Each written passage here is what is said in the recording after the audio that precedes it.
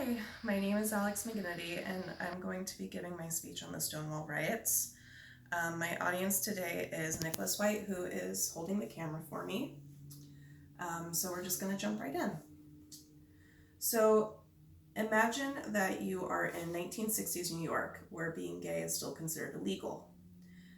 You decide to go out to a bar that is considered a safe haven for the LGBT community, and your night of fun abruptly comes to an end when a violent police raid takes place. Um, This is what happened on the night of Tuesday, June 28th, 1969, at the Stonewall Inn. The raid ignited a riot among bar patrons and nearby residents as police aggressively removed employees and patrons out of the bar. This raid led to 6 days of protests and violent interactions with the local law enforcement. As an active member of the LGBT community, I have firsthand experienced the discrimination that queer people face. So this topic is very near and dear to my heart. The LGBT community has endured violence and discrimination for many decades, and this piece of history is still relevant today because of the hateful rhetoric that's being pushed by our political climate. The LGBT community continues to be targeted by violence and discrimination.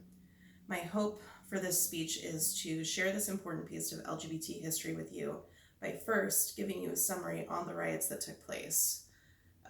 Second, discussing the trans women who led these riots, and finally, how the riots have impacted the fight for equality for the LGBT community.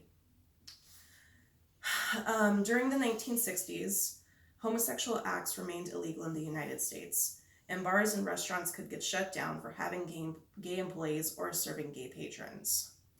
Police raids on gay bars were common at the time, but on that particular night, members of the city's LGBT community decided to fight back, sparking an uprising that would launch a new era of resistance and revolution.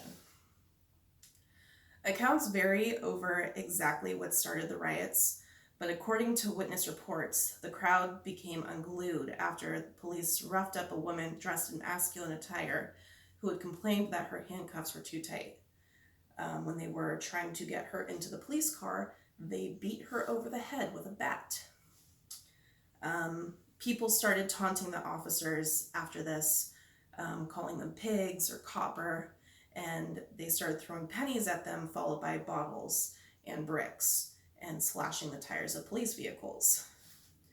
Over the next several nights, gay activists continued to gather near the Stonewall, taking advantage of the movement to spread information about the community that would fuel the growth of the gay rights movement. It's also important to remember the trans women of color who ignited this movement, because they're often forgotten in this history. The majority of the patrons at Stonewall that night were trans women of color and drag queens. And there are two women in particular who were considered the leaders of the Stonewall riots.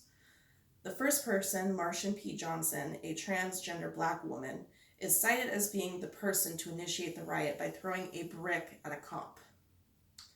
After the riot, she was one of the leaders fighting for gay liberation.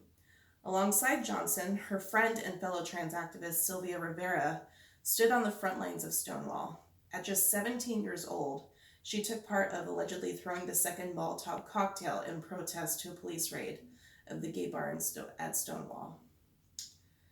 50 years later, the Stonewall riots are still relevant on issues today.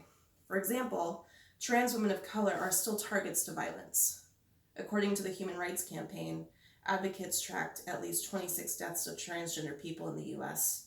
in 2018 due to fatal violence, the majority of which were black transgender women. These victims were killed by acquaintances, partners, and strangers. LGBT people are also at a greater risk of becoming addicted to substances. Queer people have a greater risk for substance use and mental health issues compared to those who identify as heterosexual due to the stress of discrimination they face and the lack of resources for LGBT people. And also, because of these lack of resources, LGBT youth are more at risk of becoming homeless because there just isn't enough resources out there and they aren't receiving the support that they need from their friends and family.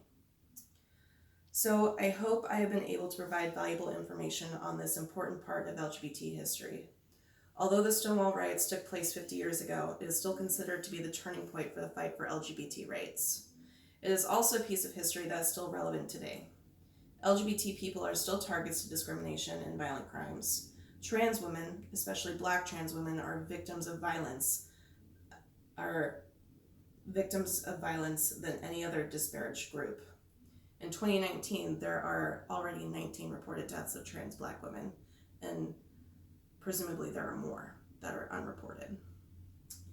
LGBT youth are more likely to become homeless and are at a higher risk of becoming drug addicts and developing mental health issues.